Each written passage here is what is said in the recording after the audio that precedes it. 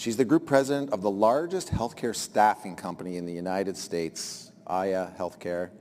She's responsible for the clinical and quality outcomes of more than 27,000 nurses and allied clinicians on assignment. She served as an expert for national media outlets including CBS This Morning, CNBC, Associated Press, Marketplace, and Forbes.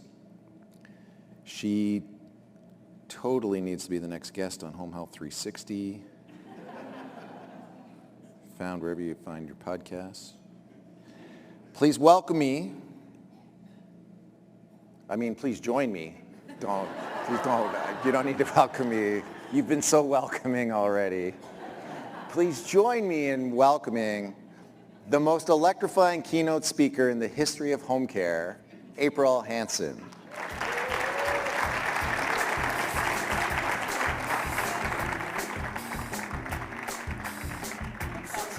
Thank you. Good morning. What Jeff missed on the list of accolades would have been my rendition of Four Non-Blondes. Had I known about karaoke last night, I would have absolutely been there. I have to admit, I was a little nervous when I looked at the agenda and I'm like, uh-oh, I'm the opening keynote on day 3 after the party night.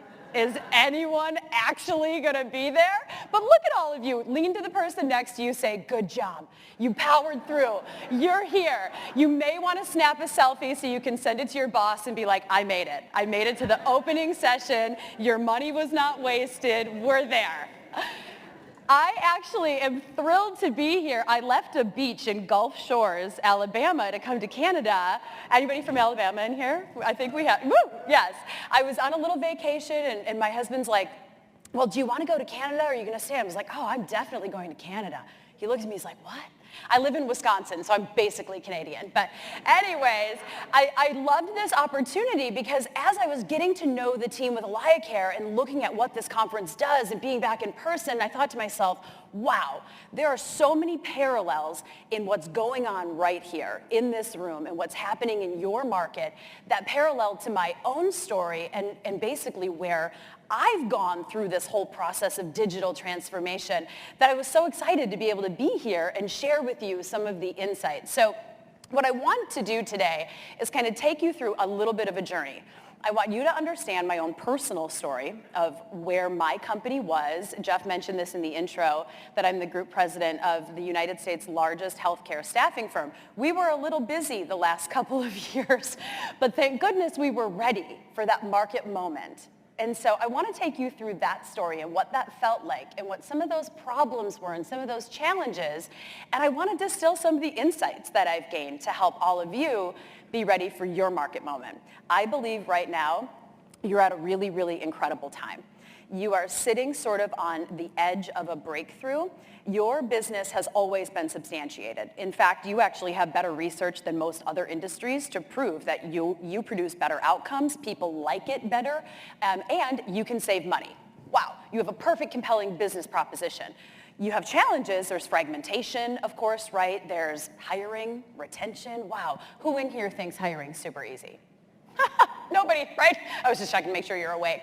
But you have a really, really great setup for an incredible market.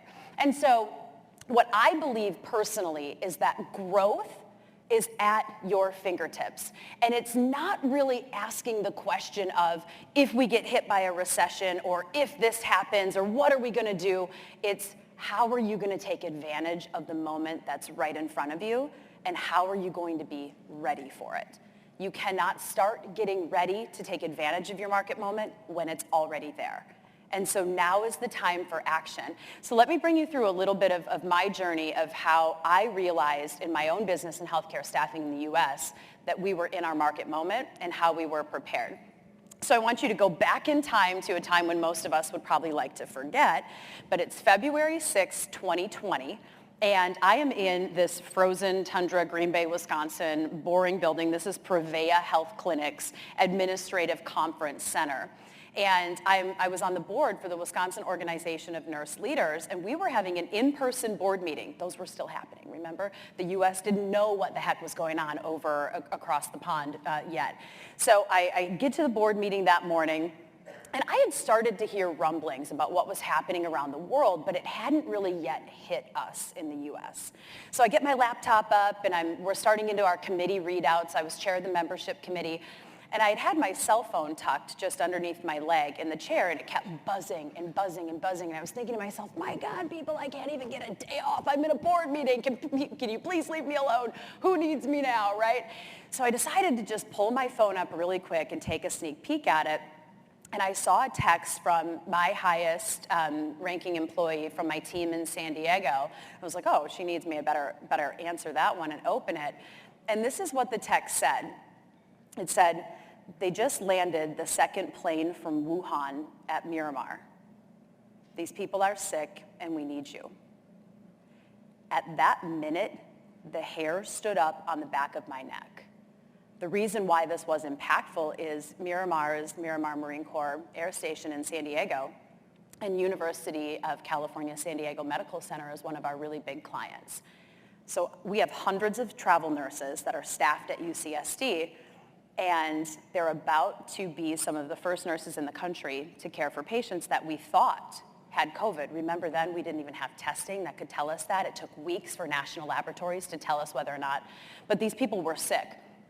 And so I kind of closed my laptop, gathered up my stuff, and excused myself from the boardroom. And the interesting thing is my Wisconsin nurse leader colleagues kind of looked at me like, we don't really understand what you have to do. There was like this cognitive dissonance between what was happening now in other parts of the country that we didn't even yet understand in Wisconsin. So I went out to the lobby and I hopped on the phone, and it was the first of what I now know to be many incident command center phone calls. And so this was the incident commander from UCSD Medical Center on the other end of the phone with his team and with my team. And he was brave, but you could tell he was kind of hurried and a little bit like, I don't know what's going on. And he said, okay, we have segregated the patient care units. We've now created a dedicated unit for all the people that are going to get transported here from Miramar. They're sick. Now we need to figure out who's going to take care of them. And I sat there for a minute being like, wait a minute. I'm now being asked to make the decision of whether or not we're going to staff this unit with travel nurses and put my nurses in harm's way, or whether or not the hospital's nurses are going to take care of these patients. How do we make this decision? How do we balance the risk? What if our nurses get sick? What if they die? It was in that moment that I realized, wow, I don't know how I got to this spot or in this position to make these decisions, but this was on me. Ultimately, we did work out, I think, an equitable solution of who was caring and how we worked this all out. But in that moment, that was the biggest decision that I had to make. I had no idea what was yet to come in this pandemic. Fast forward just 1 week from that first incident command center phone call. It was 5 a.m. my time. I was at home in Wisconsin. I'm creeping down the stairs in my house, settling into my little dimly lit home office. I was trying not to wake up my kids and my husband. This time, I was joining the incident command center phone call with NYU Langone Health in New York City. 1 week, total difference. The voice on the other end of the phone this time was completely different. The system CNO was like, we just got our first patient. Our ERs and our clinics are overflowing. We know what's going on. This is going to be bad, and we need your help. Right then, I was like, yep. What we saw in the last week was a total transformation. The demand side of our marketplace was coming in hot and heavy, and we knew that we needed to be able to react to that demand because people's lives were at stake. Now, when we think about the process of healthcare staffing, my business of what we're in, there's a lot of handoffs, right? There's a lot of, the recruiter has to be able to get to the clinician has to be able to understand the job, you have to submit those people into the hospitals, they have to pick who's gonna come, you have to get it compliant and credentialing and actually get them deployed and get them there. There's a lot of stuff, there's a ton of room for operational disasters to happen at every turn and for you to get in your own way. And it was really at that moment thinking to ourselves, we are going to have to change the entire way we're doing business at the drop of a hat, because right now, our nation needs us more than ever. Overnight, we had to become a rapid response staffing company. Now, you can probably remember the times of this first wave, the images of people hanging out of their 10th story apartment windows in New York City, the blue lights flashing at 7 a and 7 p.m. at shift change, and people singing on our heroes. It was in that time that I think we finally recognized our business was ready for this market moment. Our nation needed us more than ever. The demand was on that side of the marketplace, and we were ready. And the reason we were ready is because we had been preparing for this for a really, really long time. I call March of 2020 kind of a time of pivot in the business. We build all of our own software, and so we're a software company first. I say a digital marketing advertising agency first, a software company second, and a staffing company third, if you kind of think about what we do. And for a very long time, we had worked relentlessly to get our whole business on one set of a tech stack. So our vendor partners would come in through one area of the portal. Our recruiters would come in through another area of the portal. Finally, our clinicians were coming in through an area of the portal directly. If you imagine our tech stack's like a long hallway with multiple different doors. In January of 2020, just 2 months before this pandemic hit us, we had brought out to market something we had been developing for quite a long time. And it was the ability for clinicians to self-shop jobs on the platform, for them to be able to raise their hand inside the platform digitally and say, I want this job, for us to be able to have them, they could upload all of their own compliance documents, they could build their own pay package, so you didn't have this sort of like recruiter fumbling around trying to, nickel and dime somebody and build a pay package. The clinician just did it themselves on the platform. So we had launched this in January 2020 amidst a ton of resistance. Recruiters hated this. Why couldn't they just do the job their old way, right? That's what they were good at. That's what they knew. That's the way it had always been. So at the time that March of 2020 hit, we only had about 2,500 clinician users on the platform. And we thought to ourselves, you know what? We don't really care if recruiters hate this. The only way we're going to be able to keep up with the demand coming in on our system right now is if we bust the training wheels off this sucker and we go full bore into this digital way of recruiting and we abandon these old processes. And I'm so glad we were ready and that we did, because the first wave was like the baby wave, right? That degree of volume coming in, 3,000 nurses we deployed from 49 different states into hotspots inside a 14-day time frame. That size mobility had never happened before.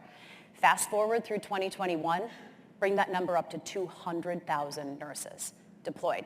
There is no way our recruiters ever would have been able to keep up with that side of demand coming in on the business had we allowed kind of the old age way of recruiting and the old age way of thinking. There is also no way we would have been able to meet this market demand if we weren't already prepared. If we hadn't already gone through the digital transformation, the creation of our software, the implementation of that software, the load testing on that software, the finessing of the micro workflows and all the little mini decisions that have to happen to know that we're as efficient as possible for us to get there. Now, what has that resulted in? At the beginning of the pandemic, we were just shy of about 6,000 travel nurses on assignment. Today, we sit at just shy of 50,000. So you look at that type of growth. I started with the company 5.5 years ago. We were 400 million. This year, we'll tip 12 billion in 5 years. And it's a 20-year-old company. And a lot of times people say to me, well, we're kind of a legacy company, right? There's these new disruptors that are entering the space, and we can't possibly grow. I challenge that thought. And why I challenge that is because companies can reinvent themselves. They can redo the way that they do business, adopting new technology, new processes, new blood, new people, and new ways of doing business. You absolutely can take advantage of what the new kind of more agile, disruptive companies are doing. And the benefit is you have the lessons learned, right? You have that kind of basis like we did of knowing what works and what doesn't. Now, for the new companies that are jumping in and just getting started on the most agile tech stack to go, you have the benefit that you don't have to carry 20 years of baggage along with you, right? So there's actually benefits on both sides. But what I know to be true is that this type of hockey stick growth is absolutely possible inside existing companies, but you have to be ready to seize that market moment. I believe right now you're at the edge of your market moment. What the pandemic taught us is that acute care infrastructure across every developed nation in this world is really, really strained.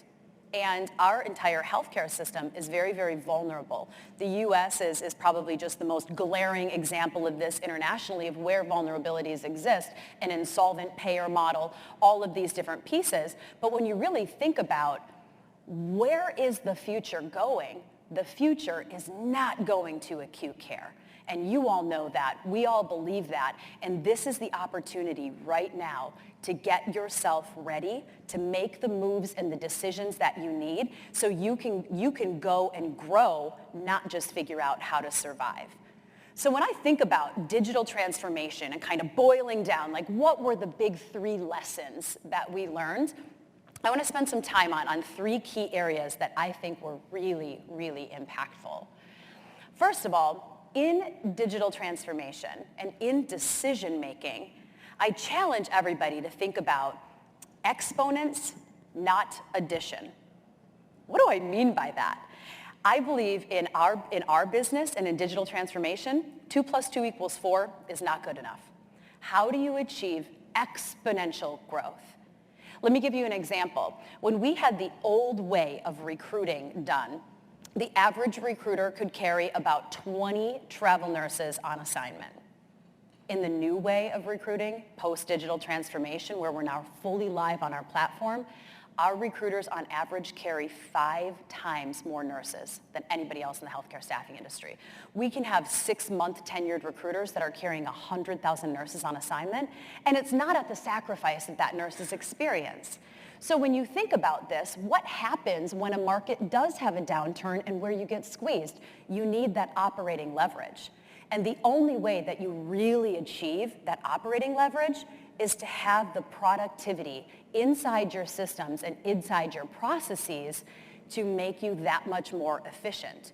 And so when you think about instituting a new change, if you're thinking about making a process flow change or perhaps enacting a new module of technology, how do you measure it? How have you measured it? How have you thought about the fact? Have we micro-tweaked every decision inside that to get an exponential return? I sometimes challenge leaders to think about the exponential way of efficiency as sort of a prioritization system. Who in here has enough work? Right, we all have enough work, right? How do you prioritize what you're going to do first? When you're thinking about what to do first, what is going to give you exponential gain in efficiency? Not just a 1% or a 2%, but exponential gain. I will challenge you that even if you have already implemented the full software suite or you're thinking about it, you likely have an opportunity to drive even greater efficiency out of what you're doing today. And this is where you have to lean heavily on partnerships. You have to lean heavily back into AlayaCare's team to make sure, are we actually utilizing this to the best that it could be? One thing that we did in the pandemic, which I thought was huge, is even once we got onto our platform and we gained all this recruiting efficiency, we continued to release enhancements every 2 weeks. We went from a 3-week release cycle to a 2-week release cycle. And every single time it was micro tweaks, gaining an efficiency point, micro tweaks, gaining an efficiency point. And we continued. We couldn't just be like, all right, we're implemented, we're done, see you later. We had to keep going back to it to say, it was almost like surgical dissection. Have we achieved that point of efficiency of where we need to be? The second key thing that I think is really, really important to consider, and this is even more important to consider when we're in sort of this looming recessionary type environment, is your acquisition and your partnership strategy.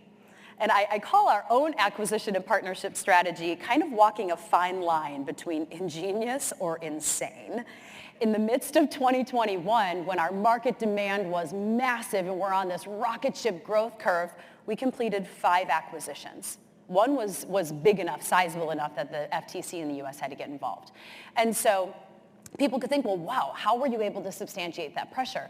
It was in that moment where we had to recognize where was the diversification in our strategy going to be bolstered by an acquisition or a really, really creative partnership. And I think this is key for you right now, too. As you start to think about the areas of the just economy in general that could be impacted negatively in a recessionary environment, how do you diversify? And how do you get to that state of diversification faster acquisition, and really creative partnerships. If you're not in pharmacy and in home infusion, maybe you're looking for something there. If you're not in telehealth, but you have somebody else in your region or that could expand your region's reach, maybe you're looking there. It's now the keen time. Don't wait until you're already so far into trying to respond to this demand. Align that acquisition or partnership strategy now. And I will say, one of the acquisitions that we did was one of those ones in the market where all of our competitors went like this. How did they do that? To everybody, the company that we ultimately acquired, all of our competitors thought it was untouchable. They had this just kind of baked-in belief system that company just what it was. If we hadn't asked the questions, if we hadn't met the people, if we hadn't dug in, how would we have ever known? So when you think about your partnership and your acquisition strategy, there is never a better time to do it than before your exact market moment is there so that you can bolster yourself into it. But your acquisition and partnership strategy has to do one of really two things. It has to help you diversify, or it has to help you control one side of your marketplace or the other. My acquisition strategy and how I've always led has been to acquire on the demand side. So I acquire things that bring me client business and client contracts, and we grow organically on the clinician side. So we grow the clinicians. We recruit ourselves, the clinicians, to go work, and we acquire on this side. So when you think about your own marketplace and how you're balancing your incoming demand and your diversification, as well as how you meet that, think about how your acquisition and partnership strategy could bolster one side of that equation and where your organic growth could help fill that in on the other side to balance it. Let people think your strategies are ingenious, or maybe they're insane. Sometimes it's a little bit of a fine line between. The next thing that I want to touch on, it's kind of funny, a little cheeky, but I say inside business, it's imperative that you have a certifiable allergy to fluff. This is this sort of like ivory tower decision making of like the boss in the corner office makes all, they do whatever and everybody else does things over here. There is absolutely no room for that kind of thinking and that kind of decision making if you're serious about hypergrowth. Who in here is involved deeply in the day-to-day operations of your company? Yeah, yep, I see a bunch of hands going up. I can say that my CEO at AlayaCare, Alan Brannon, he's a genius. He runs a $12 billion organization, and he is deep in the operations of everything that's going on in that company.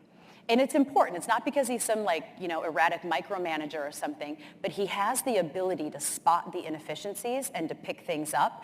And because he's involved directly in the business, we stay tighter on our culture.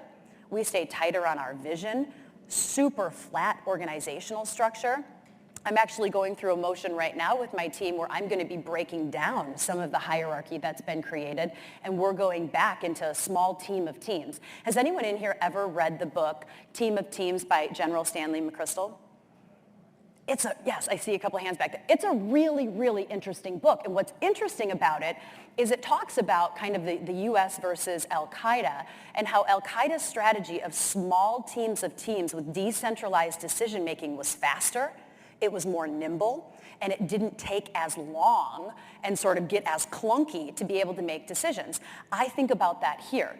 If we allow sort of this bureaucracy kind of thinking, we allow this hierarchical kind of thinking, sort of this outsourcing of decision-making to committees, this outsourcing of our thinking inside our company, and you allow all of this kind of stuff to come into your business, it will absolutely stagnate you when you are at a moment to be able to take advantage of hypergrowth. And so think about that. You should really, really zone in on wherever you've kind of created too many layers, potentially, too much bureaucracy. See if you surgically dissect through that. Can you get to the decisions that are actually being made? This is a point in time for you to lean further in instead of further out. And that's hard to think of when you're balancing growth at the same time as trying to build teams, grow a business line, but get closer to the business. It's so key to have those direct lines instead of this sort of hierarchical type structure and reject bureaucracy at every single turn. Your employees will thank you, I promise. We're going to talk more about that too. So I like to talk a little bit about these things that I call surprising truths. They're like something that's generally believed to be true, but maybe with like a little bit of a twist on it.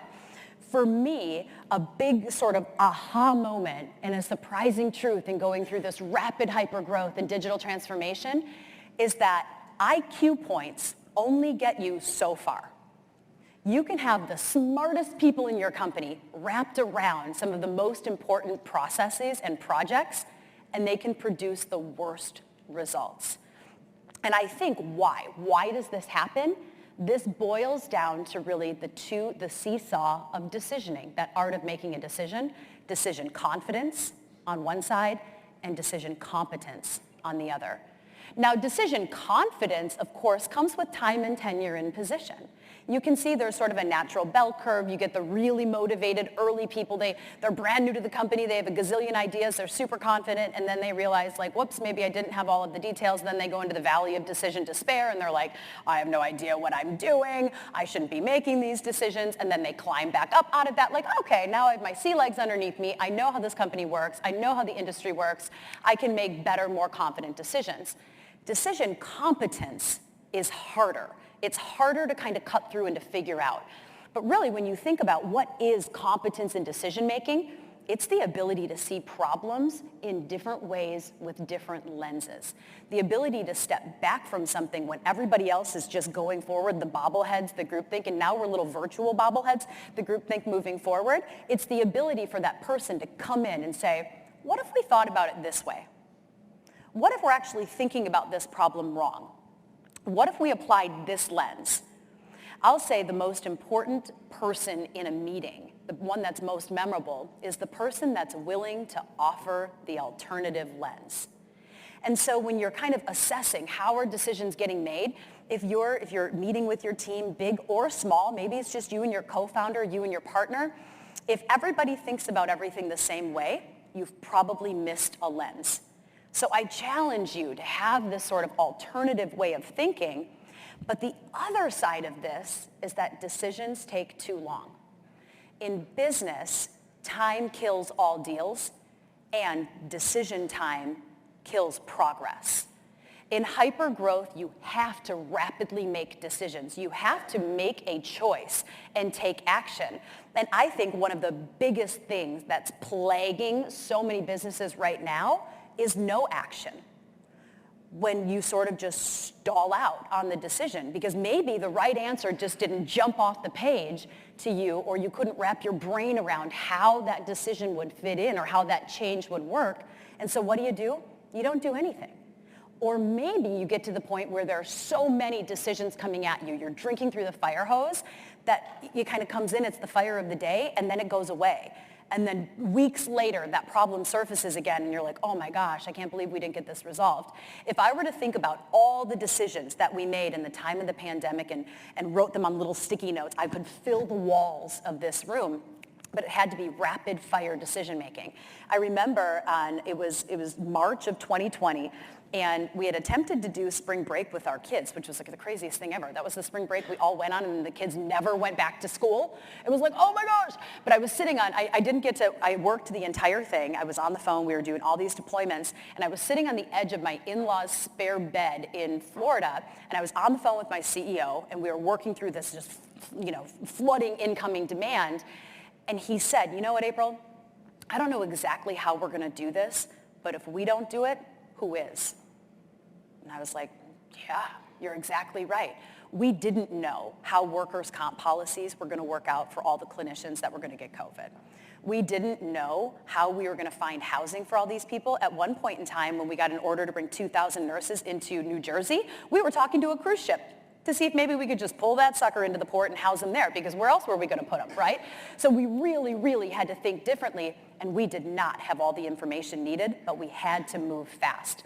Colin Powell, of course, an incredible world leader, but at the same time, Colin Powell has a theory on decision-making that he had talked widely about.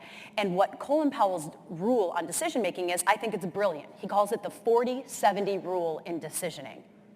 If you have less than 40% of the information needed to make the decision and you make it, it's likely dangerous. It could be dangerous. It could be dangerous for you and for your business. If you wait until you have more than 70% of the information, you're too slow and you're going to get beat. And I think this is key. When you're making platform and software decisions, particularly around your business, if you wait until it's perfectly architected, you've built the house, you've paved the road, it's so perfect and everybody's coming along with you, you're too slow. You've waited too long. And for those of you that are sort of stuck in how do you make the decision, you really have to think about, why are you delaying? Is it because it's too much work? Is it because you're fearful of the internal resistance, which I'm going to talk about in a minute? Is it just because you don't have enough information yet? You're kind of below this 40% threshold. Evaluate the decisions that are on your plate right now and assign them a number. Between 40 and 70, where are you? Put them on a line graph and say, you know what? I have enough to be good. If it's the wrong decision, oh well, right? You're going to pivot, you're going to move on. Bad decisions happen all the time in business. Very few decisions actually cause catastrophic damage if you make them between the 40 and the 70% mark. So let me ask you this. You can snap a picture of this, you can write it down, you can whisper to your friend next to you. Can you name one decision in your business right now that's been stalling out? What's that ankle biter that keeps coming back every couple weeks because it hasn't gotten resolution yet? And you're like, oh, I just need to make a decision on this. I need to make it go away. Or maybe it's something really big, right? Maybe this is something, maybe you're in the room right now and you're deciding whether or not you want to buy this software product and you want to build your whole business on it. This is what I ask you to think about. Time indecision kills progress, and it will be an absolute constraint to hypergrowth. Second surprising truth that I want to run through is internal barriers will stifle growth more than external. So a lot of times we worry about the market factors. What's going to happen if a recession hits? How are we going to work through this and all the external things? In the US, we worry about payer models. We worry about legislation, right? We worry about a lot of these different pieces. We spend a lot of time fixating on external barriers when most of the resistance, most of what's holding us back in being able is actually internal. Deloitte says that 60 to 70% of all large-scale change efforts fail due to internal resistance, not external. This could be, it could be a process, right? It could be a person. It could be Bob who doesn't want to do something, or Susie who whatever. Sorry, Bob or Susie, if you're in here, but that it could actually be a person. You have to be able to isolate where your areas of internal resistance are, and you have to cut through them. But that's really hard. Who in here has ever heard the chain is only as strong as the weakest link thing, or the team is only as strong as the weakest player? I think this is kind of BS. And do you want to know why? I call this a myth. And here's why I call it a myth. If it was so obvious inside our businesses, if our businesses were a chain and we were just applying pressure equally on both sides, and it was so obvious that the weak link just popped, it'd be super simple. We'd never have this sort of like problem with visibility into our businesses. But the truth is, if pressure is applied equally on both ends and the weak link pops, you could cut it out, put it back together, you'd have a strong chain. In business, it's not that easy. It's just not that easy to always isolate where you have those areas or pockets of internal resistance. Why did this decision not happen? Why did this change not produce an exponential outcome and we only got this small growth? It's really, really hard sometimes to figure that out. And this is why I challenge you to go back to that allergy to fluff. You have to dig in individually. You have to load monitor across your business. You need to ask the tough questions and figure out, is this actually a problem in billing, or was it a problem in timekeeping? Is this actually a problem in recruitment, or is it a problem in processing? We're not fast enough. Where is this actually coming from? And ask the tough questions, because the areas of internal resistance will not always be obvious, but they are there and they will hold you back from growth. So I'd ask you this, second question for you. Can you name an area, or maybe a person, of internal resistance that could potentially be holding your company back from growth, or that could be stifling you making forward progress? Maybe you always have that naysayer, the person that no matter how good your idea is, they're always going to shoot it down. Does that person have a role in the company on a go forward? You really have to think about that, and you have to ask those hard questions. The last surprising truth that I want to spend a little bit of time on here is people obsession versus product perfection. In technology, and especially in digital transformation, we can get really, really, really excited about what our products can do and the efficiencies that we can gain, and it's table stakes. You have to be running your business on a product that can offer you that efficiency and that can enable that exponential growth, that can give you the data that you need to make decisions. So many decisions can be done by the tool that you have people making right now. People should not schedule humans and schedule their routes. Technology should do that. It's better at it. Algorithms should be set up to make so many of those decisions where you have people right now. However, the beautiful thing about our business is that we're in the business of taking care of other humans. And that starts with taking care of the humans that work for us and the humans that we want to come work for us. I describe in the United States, these are specific stats to the US, we're living in sort of this vacancy effect within the world. We have massive numbers of open jobs, and this is pretty reflective in other markets too.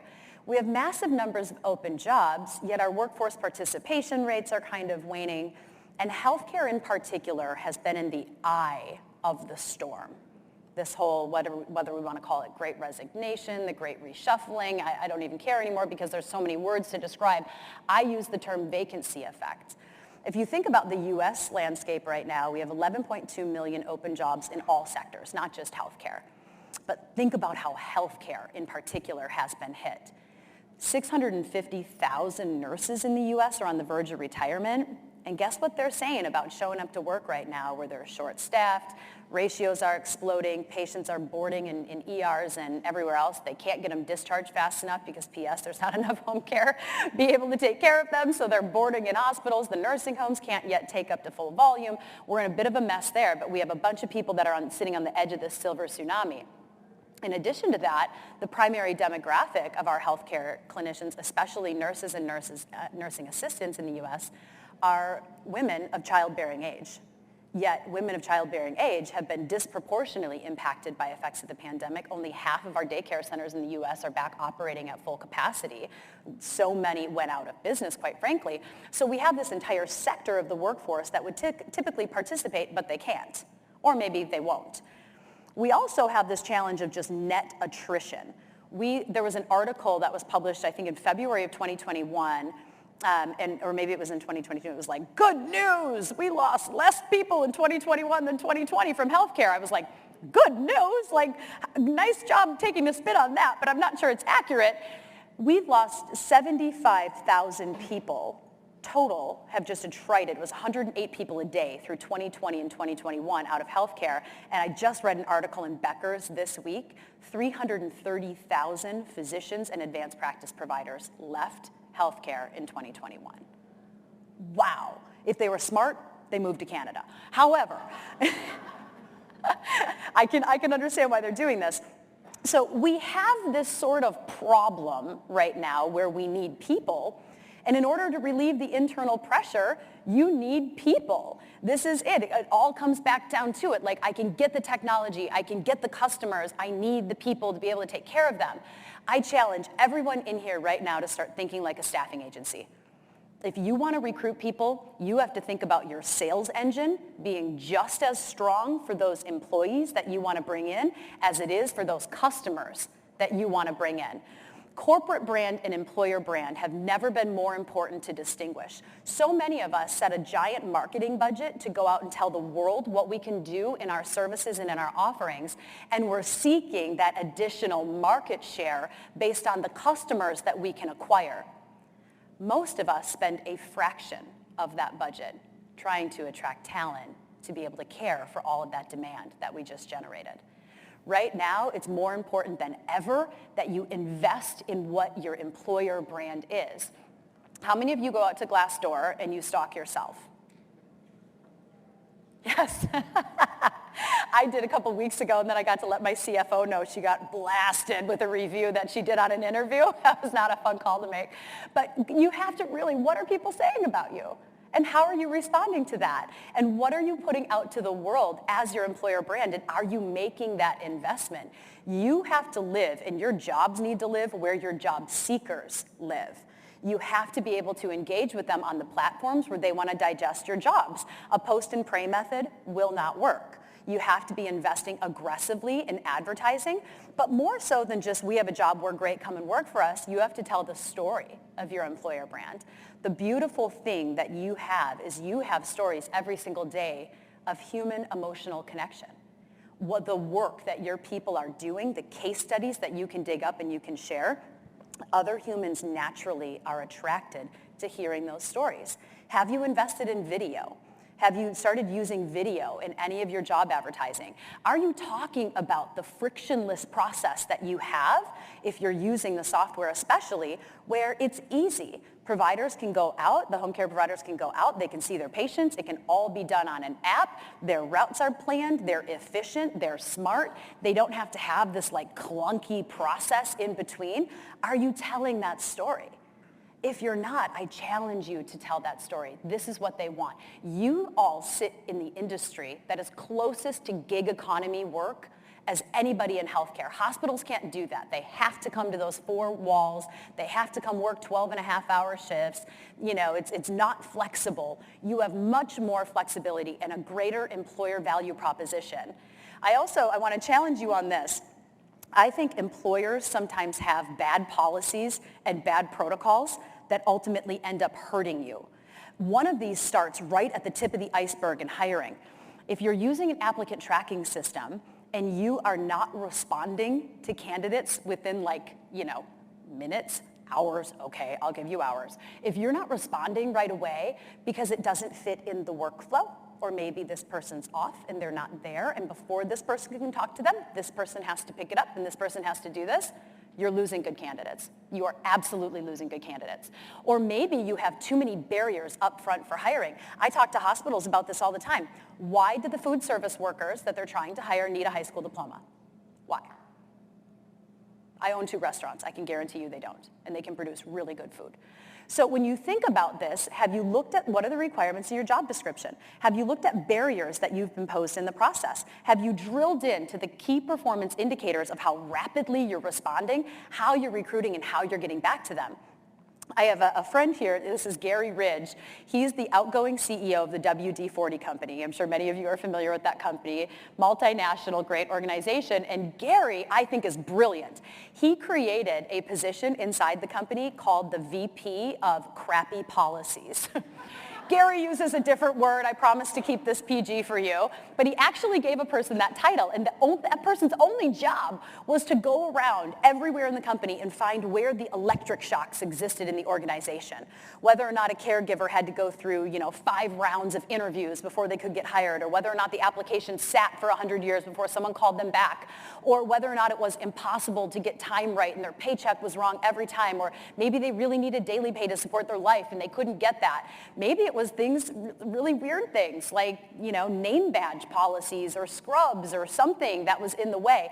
The VP of Crappy Policies' only job was to go around and find the electric shocks that made people not like their jobs, and then bring forth all of the set of recommendations, and this executive committee led by Gary, they would put all the things that they were going to get rid of in a little manila folder, and they went outside and they had a bonfire. And that was the end of the Crappy Policies. And right then and there, they changed that. If you want to know what your employees want you to prioritize first, ask them. Say, given an unlimited budget, and if you had the approval to make these decisions, what would you change first? What would you do first in this company? Take what they tell you back and prioritize them. Feedback is actually key. What our employees want now more than ever, the ones you have, is they want to have a voice. They want to see the small wins. People have hope when they see forward progress. So this feedback cycle is key. And being able to communicate with them through a means that's rapid, that's accessible, that's digital, that you can do on the fly and that they can do on the fly, it is imperative. Your caregivers are not going to live in email. They're not going to come to a brick and mortar location and wait for you to communicate with them. It has to be mobile. It has to be real time. And it has to give them something constructive to work on. And so think about this whole feedback cycle and how do you incorporate that into the daily work. I was out in the expo hall before this morning's session talking with Caribou, one of the referral and reward system, and I thought, you know what? It's an ingenious idea for a lot of reasons, because people, number one, want to know that their efforts are recognized. Number two, they want to know that over time, they're being rewarded for going that extra mile, and it's providing instantaneous feedback. And that's what people want. You have to share those wow moments. You have to dig up that feedback, no matter how big or how small, and show that progress is happening. So I'll ask you this. Can you name a policy in your business, a protocol, written or unwritten, that could potentially be hurting your opportunity to get people or hurting the people that you have? What have you done with that feedback? Have you found a way to communicate rapidly, instantly, digitally with your providers? Are you communicating with all of them often to let them know that you see them, that you hear them, that you feel them? At the end of the day, we're in the business of humans, and humans like that emotional connection and that emotional touch. So as I conclude today, I'd love to take some of your questions or answer any of your thoughts. I truthfully believe that this time, right now, you are sitting on the edge of your market moment. Having your systems, your processes, your technology dialed in, and having yourselves and your business ready to go is more important than it's ever been before. And I don't see you having to answer, how are we going to survive in the next economic cycle? I think instead you're going to be answering and asking the question, how are we going to keep up and how are we going to exceed? Because there are no barriers that will shut down the potential of where all of your businesses can go. Thank you so much for your attention. I'd love to take your questions.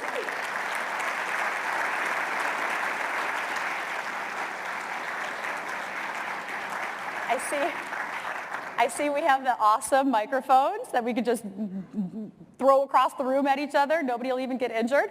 Questions? Any thoughts?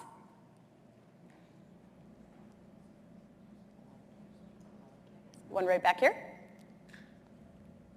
Nice catch.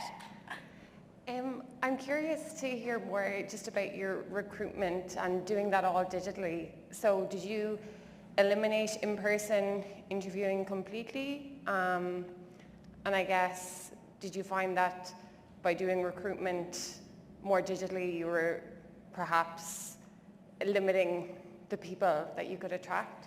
Yeah, that's a great question. And so there's always this struggle of like recruiter-less models, right? If you remove the humans from the recruitment process, does it get better or not better? I think it gets different. And so there's a ton of things up front that you can strip out from the recruitment process and that technology can do. In our instance, we use technology to match skills with what people self-assess and what they identify, and we use algorithms to sort of surface those best match candidates. What we use recruiters for is more the soft sell component and the convincing that we're the right company to come work for. What is that person's interest? Where are they looking to go? Is compensation flexibility the biggest driver, or is it location, as an example? Is it schedule? So we use recruiters to learn about the people and sell them on how great of an experience it is to work for us. We use technology to handle everything else. In the time of the pandemic, one of the things that we had to do, I can still remember, we had like a 2-day time frame over a weekend to get about 2,700 candidates through our recruitment cycle. And so we built a standard track of skills and competencies that we knew would be needed for each functional area. ER, med surg, because this is all acute care, right? And we used the technology that we had to match the caregivers that had those skills. They hit that experience, they hit this. They were an auto pass-through. We just moved them right through. And we then went back and we assessed the outcomes. Was it bad? Was it any worse? We had incredible outcomes. We saw no difference from when our humans were actually interviewing those people and looking at those skills and making the match themselves, as opposed to when we standardized the skill set and we used technology to match them and push them through. So we had no diminished outcomes, no negative patient care outcomes, and the clinicians loved it because it's a rapid fire response. That's what they want. If an application goes in and it sits for more than a day, you have already lost that person's interest. So I challenge you, can you get to a point where you respond in no less than 4 hours? You get a new applicant in, they check the boxes of the standardized set of what you know they need to be able to do. You've eliminated all the bad policies and barriers up front. Can you respond in 4 hours? If you can, your conversion rate's going to be higher. It's a great question. Other questions? Awesome. Well, I think is there anything else? We good? Great. I'm happy to speak with anyone after. I think we're taking a break next, right? I'm happy to field any other questions. I thank you all for the opportunity to be here today, and great job showing up for the opening session on the last day of the conference. Thanks, everyone.